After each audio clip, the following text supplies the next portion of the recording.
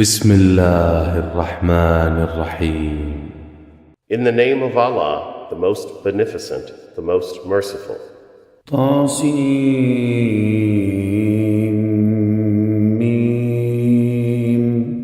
تلك آيات الكتاب المبين نتلو عليك من نبأ موسى وفرعون بالحق لقوم يؤمنون. إن فرعون علا في الأرض وجعل أهلها شيعا يستضعف طائفة منهم يذبح أبناءهم ويستحيي نساءهم إنه كان من المفسدين. ونريد أن نمن على الذين استضعفوا في الأرض ونجعلهم أئمة ونجعلهم الوارثين ونمكن لهم في الأرض ونري فرعون وهامان وجنودهما منهم ما كانوا يحذرون. Qasim Mim. It was previously mentioned in the chapter of Al-Baqarah about the separated letters in the beginning of some chapters. These are the verses of the noble Quran, which explains everything clearly. We recite to you, O Prophet Muhammad, of the story of Moses and the Pharaoh with all truth, for the benefit of the people whom believe. Truly, the Pharaoh exceeded all limits by his arrogance in the land. He oppressed the people and divided them, and he badly intimidated the children of Israel as he killed their sons, tortured their men, but kept their women alive. Truly, he was one of the mischief makers, extremely corrupt. We wanted to bestow our favor on the oppressed people in the land, and to make them leaders, and to inherit the land and the blessings. We chose to establish them with all power in the land, and to show Pharaoh, Haman, and their armies from the weakened people what they feared, because they expected to see a leader from the children of Israel, whom would be victorious over their kingdom. وأوحينا إلى موسى أن أرضعيه فإذا خفت عليه فألقيه في اليم ولا تخافي ولا تحزني إنا رادوه إليك وجاعلوه من المرسلين. فالتقطه آل فرعون ليكون لهم عدوا وحزنا إن فرعون وهامان وجنودهما كانوا خاطئين. وقالت امرأة فرعون قرة عين لي ولك لا تقتلوه عسى أن ينفعنا أو نتخذه ولدا وهم لا يشعرون. We inspired the mother of Moses, saying, Suckle him. Then once you fear about him, cast him in the river, and do not grieve or be afraid. We will return him soon to you, and he will be a messenger. Note, the mother of Moses was afraid that the Pharaoh's soldiers would slaughter her boy, which is what they were doing at that time. So Moses' mother cast him in the river. Then one of the Pharaoh's people picked him out of the river. As a result, he lived, and he became that person that they dreaded of the Pharaoh's household or rulers, and became their enemy and source of sadness. Truly, the Pharaoh, Haman, and their armies were mistaken.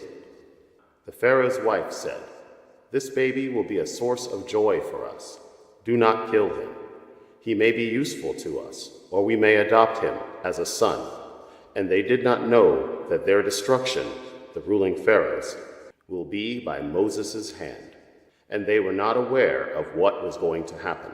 وأصبح فؤاد موسى فارغا إن كادت لتبدي به لولا أن ربطنا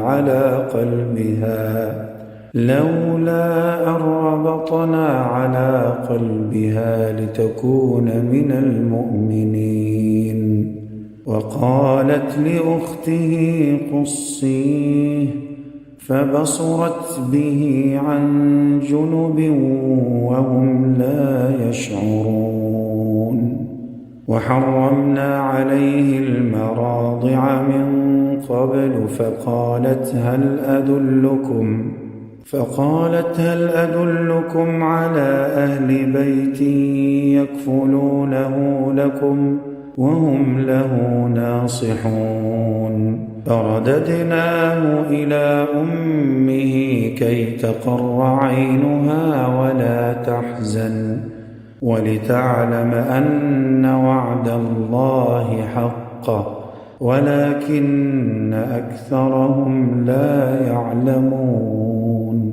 ولما بلغ أشده واستوى آتيناه حكما وعلما وكذلك نجزي المحسنين. The heart of the mother of Moses became so empty and restless. All of her thinking is about him, baby Moses. She was very close to disclosing his identity, and we strengthened her heart with patience, as she remained a strong believer. She said to his sitter, "Go follow the baby and keep track of him." So she did watch him from a distance, while the Pharaoh's people did not notice her. We made the baby refuse all of the wet nurses for suckling milk. So when they got terrified about how they can nurse the baby, his sister showed up, but did not identify herself, and said, "Shall I point out to you a family whom will nurse him for you, and they will be his well-wishers?" Note, the sister of Moses offered to show them a good woman from a good household who can nurse him and take care of him, so they accepted that. This shows how we returned him back to his mother, so that she can be relieved from her sorrow and know that the promise of Allah was true. But the disbelievers do not know that Allah's promise is true, but most of them do not know. When Moses reached his full growth and strength, his maturity, we granted him wisdom and knowledge. That is how we reward those whom are good in their deeds. ودخل المدينة على حين غفلة من أهلها فوجد فيها رجلين يقتتلان هذا من شيعته وهذا من عدوه فاستغاثه الذي من شيعته على الذي من عدوه فوكزه موسى فقضى عليه قال هذا من عمل الشيطان إنه عدو مضل مبين قال رب إني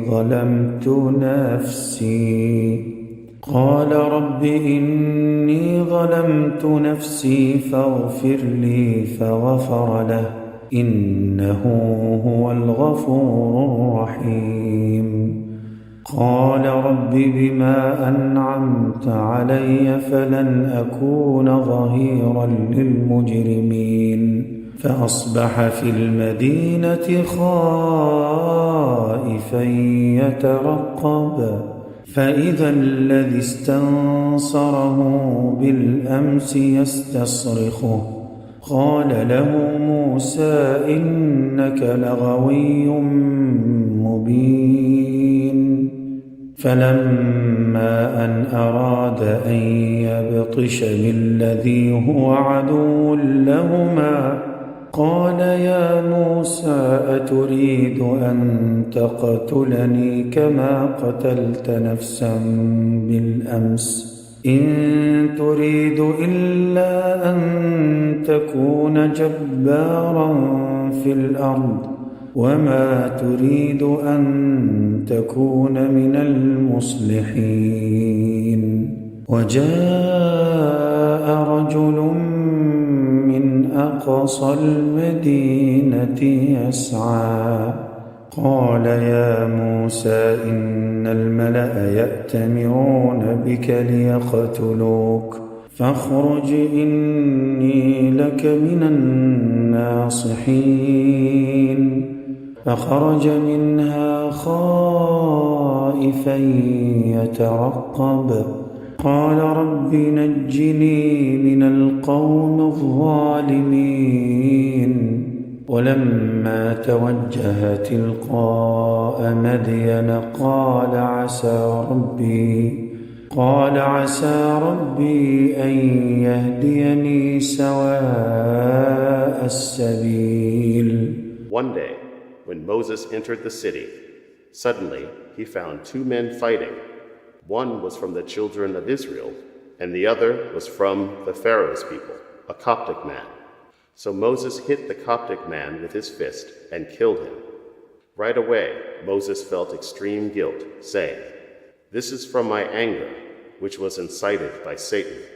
Truly Satan is the human's enemy and can lead him astray." This action by Moses occurred before his prophethood. Moses said, "O my Lord, I have involved myself in trouble, so forgive me." So Allah forgave him and protected him from the evil consequences of his act.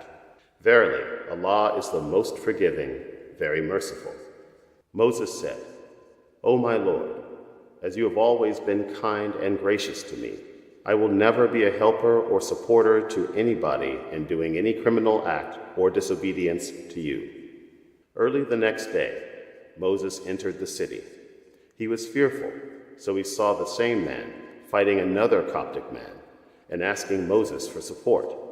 So Moses told him, "You are a misguided person, away from the path of peace and a troublemaker." When Moses intended to get hold of the Coptic man, the man said, "Moses, do you want to kill me as you killed another man yesterday? Your intention is only to become a tyrant in the land, and you have no mind to promote peace and to be one of the peacemakers." A man came running to Moses from the end of the city, saying, "Moses, run away and escape from the land. The Pharaoh and his soldiers are after you to kill you. I am, of course, a sincere well-wisher to you." So Moses left the city, looking around in a state of fear, and he prayed, "O my Lord, save me from the unjust people." When Moses left the land, he traveled towards Madian and said, "I hope my Lord will put me on the right path until I reach my goal." ولما ورد ماء مدين وجد عليه أمة من الناس يسقون ووجد من دونهم امرأتين تذودان قال ما خطبكما قالتا لا نسقي حتى يصدر الرعاء وأبونا شيخ كبير فسقى لهما ثم تولى إلى الظل فقال رب إني لما أنزلت إلي من خير فقير فجاءته إحداهما تمشي على استحياء قالت إن أبي يدعوك ليجزيك أجر ما سقيت لنا فلما جاءه وقص عليه القصص قال لا تخف نجوت من القوم الظالمين قالت إحداهما يا أبت استأجره إن خير من استأجرت القوي الأمين قال إني أريد أن أنكحك إحدى ابنتي هاتين على أن تأجرني 8 حجج فإن أتممت 10 فمن عندك وما أريد أن أشق عليك ستجدني إن شاء الله من الصالحين قال ذلك بيني وبينك أيما الأجلين قضيت فلا عدوان علي والله على ما نقول وكيل. When he reached Madian's water well, he found a big crowd of men watering their sheep, and he noticed 2 young women holding back their sheep and waiting until the men finished. Moses asked them, "What is the matter with you?" They replied, "We cannot go between the men, so we cannot water the sheep until the men leave, and our father is a very old man." So Moses watered the sheep for the women. Then he turned to a shade and said, "My Lord, I stand in need of whatever good you may bestow on me, as food or shelter." Then one of the women came to Moses with shyness and said, "Our father wants to see you, to reward you for watering for us." When Moses met the father and told him his story with the Pharaoh, the father told him, "Don't worry, Allah saved you from the unjust people." Then one of the women said, "Dear father, hire him.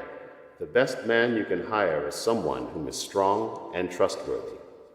The father said to Moses, "I want you to marry one of my 2 daughters. In turn, you will work for me for 8 years. You can make it 10 up to your kindness. I have no intention to be hard on you, and you will find me, insha'Allah, God willing, one of the righteous." Then Moses said, "I accept. This is a covenant between me and you. Whichever of the 2 terms I fulfill, I will be free of the obligation, and there shall be no injustice against me, and Allah is witness over our agreement." فلما قضى موسى الأجل وسار بأهله آنس من جانب الطور نارا قال لأهلهم كثوا إني آنست نارا لعلي آتيكم منها بخبر أو جذوة من النار لعلكم تصطلون. فلما أتاها نودي من شاطئ الوادي الأيمن في البقعة المباركة من الشجرة أن يا موسى إني أنا الله رب العالمين وأن ألق عصاك. فلما رآها تهتز كأنها جان ولى مدبرا ولم يعقب. يا موسى أقبل ولا تخف إنك من الآمنين. When Moses completed the term, 10 years, and took his family and was going towards Egypt, he saw with a feeling of warmth and joy a fire in the Mount of Tur direction. He said to his family, "Stay here. I will go get some of this fire to make you warm, or bring you some useful information." So when Moses reached the fire, he heard a voice calling him from the blessed spot on the right side of the valley. From the direction of the tree, the voice said, "O Moses, I am Allah, the Lord of all the worlds. Put your staff on the ground."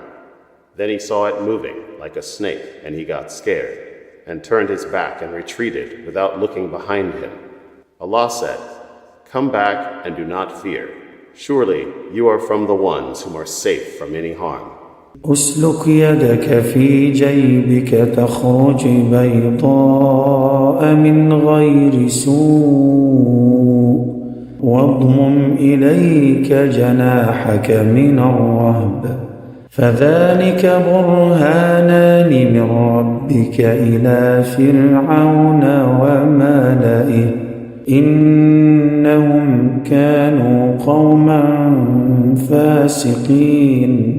قال رب إني قتلت منهم نفسا فأخاف أن يقتلون وأخي هارون هو أفصح مني لسانا فأرسله معي يرد أن يصدقني إني أخاف أن يكذبون قال سنشد عضدك بأخيك ونجعل لكما سلطانا فلا يصلون إليكما بآياتنا أنتما ومن اتبعكما الغالبون فلما جاءهم موسى بآياتنا بينات قالوا ما هذا إلا سحر مفترى وما سمعنا بهذا في آبائنا الأولين وقال موسى ربي أعلم بمن جاء بالهدى من عنده ومن تكون له عاقبة الدار إنه لا يفلح الظالمون. Put your hand into your pocket, then take it out. It will be shiny white with no harm. These are 2 signs as a proof from your Lord, Allah, to present to the Pharaoh. For sure, indeed, the Pharaoh and his people are transgressors, disobedient. Then Prophet Moses said, O Allah, I killed one of those people, and I fear they will kill me before I am able to complete my mission. My brother Aaron is more fluent in speech than I, so send him with me to support me in my mission, as I am afraid they will reject me. Allah told Prophet Moses, we surely will strengthen your arm with your brother, and we will give both of you so much power that they cannot reach you with any harm because of our signs. You too, and whomever follows you, will be victorious. So when Prophet Moses came to them with our clear signs, they said, what you brought to us is nothing but a mere magic and fraud. We never heard of that in our forefathers' time.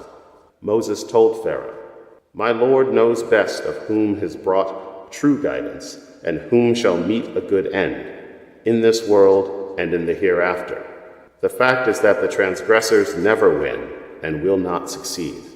وقال فرعون يا أيها الملأ ما علمت لكم من إله غيري فأوقد لي يا هامان على الطين فاجعل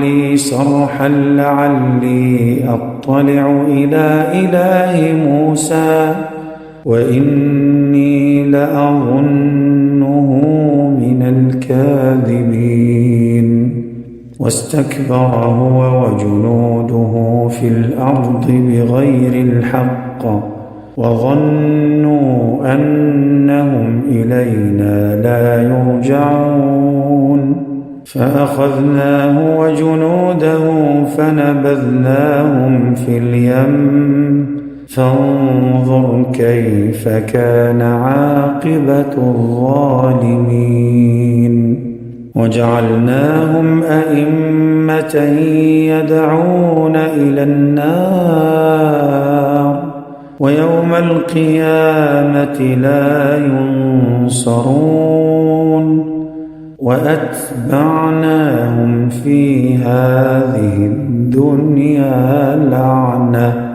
ويوم القيامة هم من المقبوحين. The Pharaoh said, O chiefs of my people, I know for you no God but myself. And, O Haman, kindle for me a fire on the bricks of clay to make a high building, a tower for me, so that I can climb it and go up to see the God of Moses, because I deem him to be one of the liars. Pharaoh and his hosts behaved with arrogance in Egypt's land. without jurisdiction, and thought that they will never be brought back to us. So we seized him and his hosts, and we cast them into the sea. Look then, how was the fate of the transgressors? We make them leaders of evil, whom invited people to hellfire, and on the day of resurrection they will not be helped.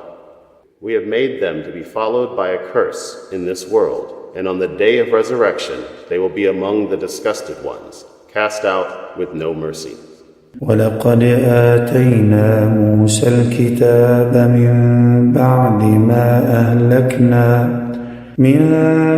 ما أهلكنا القرون الأولى بصائر للناس وهدى ورحمة لعلهم يتذكرون وما كنت بجانب الغربي إذ قضينا إلى موسى الأمر وما كنت من الشاهدين ولكننا أنشأنا قرونا فتطاول عليهم العمر وما كنت ثاويا في أهل مدين تتلو عليهم آياتنا ولكننا كنا مرسلين وما كنت بجانب الطور إذ نادينا ولكن رحمة من ربك لتنذر قوما ما أتاهم من نذير من قبلك لعلهم يتذكرون ولولا أن تصيبهم مصيبة بما قدمت أيديهم فيقولوا ربنا لولا أرسلت إلينا رسولا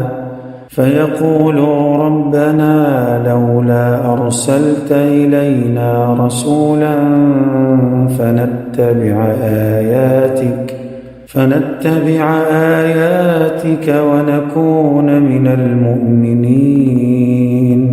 So we destroyed previous disbelieving nations before, and we gave Prophet Moses the scripture, Torah, which was enlightened to the children of Israel, and has benefit and mercy to them, so that they remember Allah's mercy upon them and be grateful. You prophets were not there by the western side of Mount Tur of Sinai, when we gave Prophet Moses that mission, and you did not witness it, so they can tell you about that. We created many generations after Prophet Moses, so a long time has passed over, and you were not living among the people of Madian, reciting our verses to them. In fact, we have sent you as a messenger, and we have revealed all of his past information to you. You, Prophet Muhammad, were not at the Mount Tur with Prophet Moses, but all of these revelations are from the mercy of your Lord, Allah, so that you warn people whom did not have a warner before you, and they can appreciate the blessings you came with and avoid the evil you warned them about. If the calamity befalls upon the disbelievers because of their attitude, they would say, Our Lord, why did you not send to us a messenger so we would have followed your verses and be among the believers? فلما جاءهم الحق من عندنا قالوا لولا أوتي مثل ما أوتي موسى أولم يكفروا بما أوتي موسى من قبل قالوا سحران تظاهرا وقالوا إنا بكل كافرون قل فأتوا بكتاب من عند الله هو أهدى منه ما أتبعه إن كنتم صادقين فإن لم يستجيبوا لك فاعلم أنما يتبعون أهواءهم ومن أضل ممن اتبع هواه بغير هدى من الله إن الله لا يهدي القوم الظالمين ولقد وصلنا لهم القول لعلهم يتذكرون الذين آتيناهم الكتاب من قبله هم به يؤمنون وإذا يتلى عليهم قالوا آمنا به إنه الحق من ربنا إنا كنا من قبله مسلمين أولئك يؤتون أجرهم مرتين بما صبروا ويدرؤون بالحسنة السيئة ومما رزقناهم ينفقون وإذا سمعوا اللغو أعرضوا عنه وقالوا لنا أعمالنا ولكم أعمالكم سلام عليكم لا نبتغي الجاهلين إنك لا تهدي من أحببت ولكن الله يهدي من يشاء وهو أعلم بالمهتدين. When Prophet Muhammad came to them, they said, "We wish that he had gotten the same as Prophet Moses, such as material miracles and the Torah. Did people not deny Prophet Moses before? They had said about the Torah and the Quran that they are two magics in which we do not believe. So, O Prophet, tell them, then you bring a book from Allah which is better than both in guidance, and I shall follow it if you are true." So when they cannot do that, of course, know that they just follow their desires, and whom is more astray than the one whom follows his desire without guidance from Allah, and whomever does that will never be on the straight path, and will never succeed. Indeed, Allah does not take the wrongdoing people to the right way. We have conveyed our word, this Quran, to them clear in its verses, so that they clear their minds and receive the advice. Those whom are the people of the book, Jews and Christians, whom have followed the original unaltered books, had believed in Prophet Muhammad and the Quran. If the Quran is recited to them, they say, "We believe in it. It is a revelation from our Lord, as we are before it Muslims, and we believe in one God." Those people will be rewarded twice from Allah, for believing in their book and in the Quran, and for their patience, and they repel evil with good, and they spend in the way of Allah from what we have given to them. If they hear something evil, they do not reply to it and say, "We have our deeds and you have yours." We are not going to reply back to your nonsense, and we are not of your way of thinking. We have no desire to be one of the ignorant people. So, O Prophet, you do not guide whomever you like, but Allah guides whomever He wills. He knows whom will accept guidance and whom are on the right path. وقالوا إن نتبع الهدى معك نتخطف من أرضنا أولم نمكن لهم حرما آمنا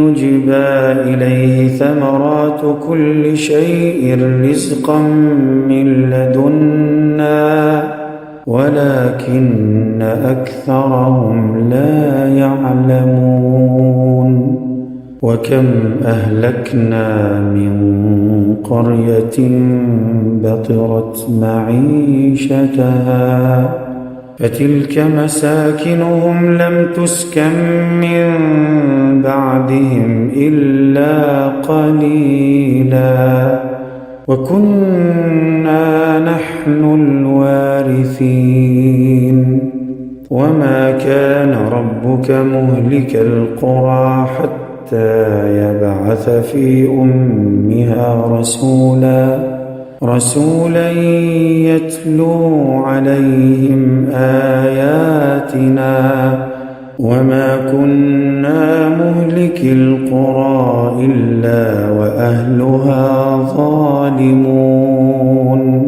وما أوتيتم من شيء فمتاع الحياة الدنيا وزينتها وما عند الله خير وأبقى أفلا تعقلون أفمن وعدناه وعدا حسنا فهو لاقيه كمن متعناه متاع الحياة الدنيا ثم هو يوم القيامة من المحضرين. The disbelievers of Makkah said, "If we follow you, we will be snatched away from our land, and our wealth will be taken from us. Did we not give them a safe, secure land to which all kinds of fruits are brought?" But most of them did not appreciate the blessings of Allah on them, and most of them do not know. We destroyed many towns before, because their people got so busy in the earthly life, and were so proud of their means of living and civilization. Now, those are their habitations, which were never inhabited after them except a few, and we alone, the everlasting and inheritors. O Prophet, your Lord Allah will never destroy the towns surrounding Makkah until He sends a prophet into its central town, Makkah, whom will recite to them our verses, nor will we destroy a town unless the citizens of it are disbelieving and unjust. O people, whatever you have in this life of wealth or children is passing enjoyment of this life. But the real reward, which Allah has for you, is much better and more lasting than this earthly life. So will you not pay attention and use your minds to know the difference between good and evil?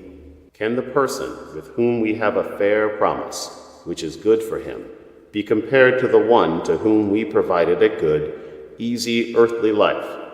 Then on the day of judgment he will be among those arraigned. No, he will be among those whom brought before us to render a complete accounting of all of his deeds.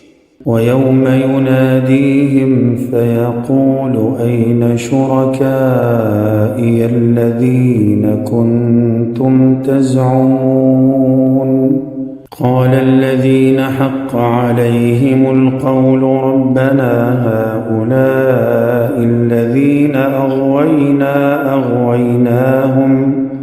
أغويناهم كما غوينا تبرأنا إليك ما كانوا إيانا يعبدون وقيل ادعوا شركاءكم فدعوهم فلم يستجيبوا لهم ورأوا العذاب لو أنهم كانوا يهتدون ويوم يناديهم فيقول ماذا أجبتم المرسلين فعميت عليهم الأنباء يومئذ فهم لا يتساءلون فأما من تاب وآمن وعمل صالحا فعسى أن يكون من المفلحين وربك يخلق ما يشاء ويختار ما كان لهم الخيرة سبحان الله وتعالى عما يشركون وربك يعلم ما تكن صدورهم وما يعلنون وهو وهو الله لا إله إلا هو له الحمد في الأولى والآخرة وله الحكم وإليه ترجعون. On that day, when Allah will call them and say, "Where are those gods or partners you associated with me?" So those whom will receive the punishment will say, "Our Lord, those are the people whom we led astray. We led them astray as we went astray ourselves. Now we declare before you that we have nothing to do with them, and we turn to you. It was not us whom they really worshipped, but they followed Satan." It will be said to the disbelievers on that day, "Call upon your associated partners," but they give no reply, and they will see the punishment. How good it would have been if they had followed the right path. Allah will call on them on that day asking, "What response did you give to the messengers?" So they will become so confused on that day, and they will not be able to find any answer or to consult each other. The people whom repented and believes, and whom did good deeds in his life, will be happy and successful in this earthly life and in the hereafter. Your Lord creates what he wills and chooses. Choice is not theirs. Pure is Allah, and far higher than their ascribing of partners to him.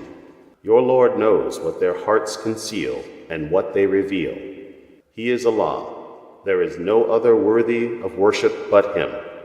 All true and perfect praise belongs to him, in the beginning and the hereafter.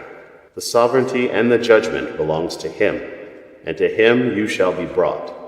قل أرأيتم إن جعل الله عليكم الليل سرمدا إلى يوم القيامة من إله غير الله يأتيكم بضياء أفلا تسمعون قل أرأيتم إن جعل الله عليكم النهار سرمدا إلى يوم القيامة من إله غير الله يأتيكم بليل تسكنون فيه أفلا تبصرون ومن رحمته جعل لكم الليل والنهار لتسكنوا فيه ولتبتغوا من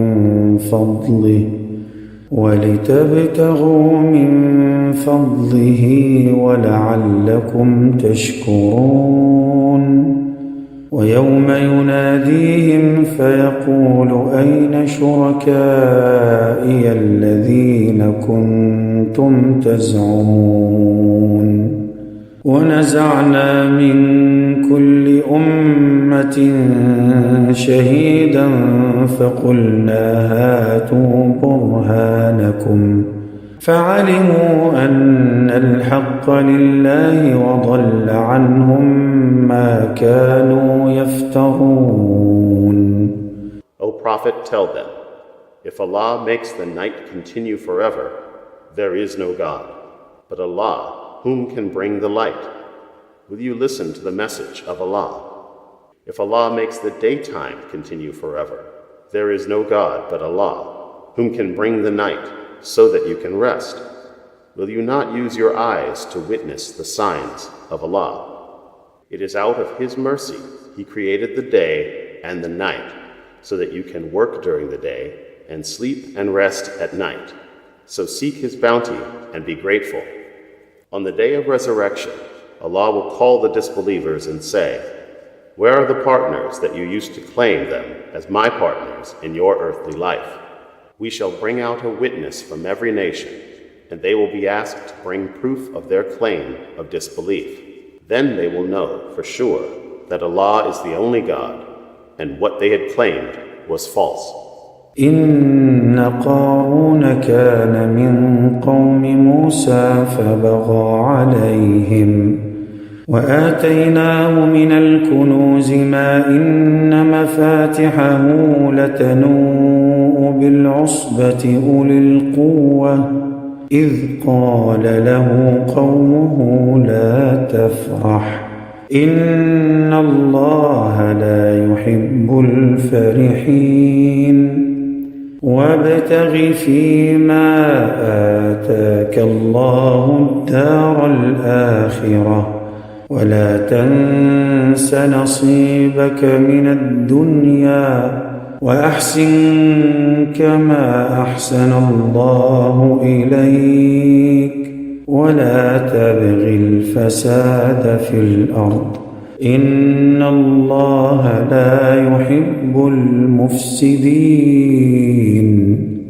قال إنما أوتيته على علم عندي أولم يعلم أن الله قد أهلك من قبله من القرون من هو أشد منه قوة وأكثر جمعا ولا يسأل عن ذنوبهم المجرمون. Verily, Korah belonged to Moses' people, but he really exceeded his limits and was a transgressor, and he became so extremely rich that his men could carry the keys of his safes of treasure and money with difficulty, because they were too many keys. This is an indication of how very rich he was. And his people told him, "Do not be so proud of what you have and of yourself, because Allah does not love this attitude of being not grateful to him. Seek the hereafter in what Allah bestowed on you. Do not neglect your portion of happiness from what you have, nor do good to others, as Allah did good to you. And do not cause evil in the land, because Allah does not love the evildoers." Korah replied to his advisors, saying, "But I got all of that because of my knowledge and abilities. Did he not know that Allah has destroyed before him nations that were arrogant, and they were stronger and richer than him? And the disbelievers, sinners, and the guilty will not be asked what are their sins, because it is very obviously apparent, and Allah knows them well." فخرج على قومه في زينته قال الذين يريدون الحياة الدنيا يا ليت لنا مثل ما أوتي قارون إنه لذو حظ عظيم وقال الذين أوتوا العلم ويلكم ثواب الله خير لمن آمن وعمل صالحا ولا يلقاها إلا الصابرون فخسفنا به وبداره الأرض فما كان له من فئة ينصرونه من دون الله وما كان من المنتصرين وأصبح الذين تمنوا مكانه بالأمس يقولون ويكأن الله يبسط الرزق لمن يشاء من عباده ويقدر لولا أمن الله علينا لخسف بنا ويكأنه لا يفلح الكافرون تلك الدار الآخرة نجعلها للذين لا يريدون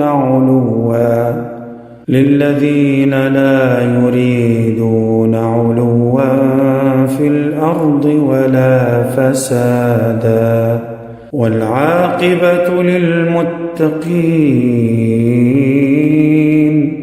من جاء بالحسنة فله خير منها ومن جاء بالسيئة فلا يجزى الذين عملوا السيئات إلا ما كانوا يعملون. Then Qur'an came out, showing off in front of his people. The people whom were so attached to this earthly life said, "We wish if we could have what Qur'an has. He is a master of great fortune indeed." But the men of knowledge and wisdom said, "Woe to you! Allah's reward for the righteous ones is much better, but it is granted only to the patient ones." Note, those whom are following the truth and are only worshipping Allah. Then we destroyed him and his house and all of his belongings. All went down deep in a hole in the earth, and he had no party to save him, and he was not protected from Allah's wrath.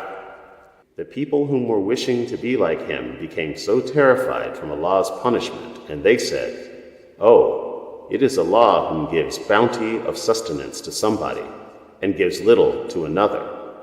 Had Allah not favored to us, He would make us sink too." Oh, it seems that the disbelievers do not succeed in this life or in the hereafter. Surely, the happiness in the hereafter is in paradise for the righteous ones whom do not seek to be exalted in the earthly life, nor do they seek corruption in the land. Truly, those whom guard against evil shall meet a happy life here and in the hereafter. Whomever comes on the day of judgment with good deeds and faithful worship to Allah will be rewarded, even better than he thinks. And whomever comes on that day with bad deeds will receive punishment equal to his deeds, not more, just for what they used to do.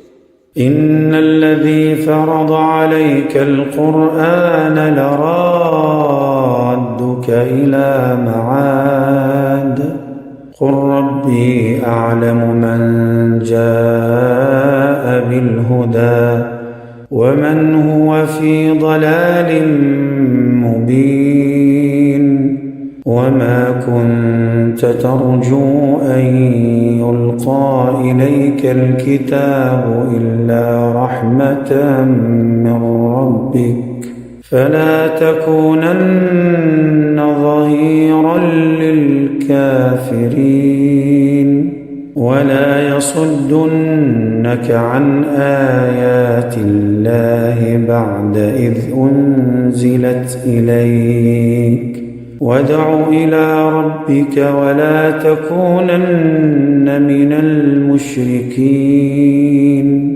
ولا تدع مع الله إلها آخر لا إله إلا هو كل شيء هالك إلا وجهه له الحكم وإليه ترجعون. O Prophet, the one whom has enjoined the Quran upon you and has made the teaching of it obligatory on you shall bring you back to your ordained place, Makkah or to paradise after your death, and bestow His mercy upon you. Say, "My Lord, Allah knows best whom follows the straight guidance and the one whom went astray and in manifest error." You, Prophet, had never expected this honor of sending the Quran down to you. It is only due to the mercy of your Lord, so never be a supporter for the disbelievers. Do not let them turn you away from the commandments of Allah and His verses after they are sent down to you, and convey the message. Call people to your Lord, and never be like them in anything. Do not call any other God along with Allah but Allah, the only one worthy of worship. Everything is going to vanish and perish except His countenance, face. And Allah is the everlasting. The sovereignty and the judgment belong to Him only, and to Him you shall return.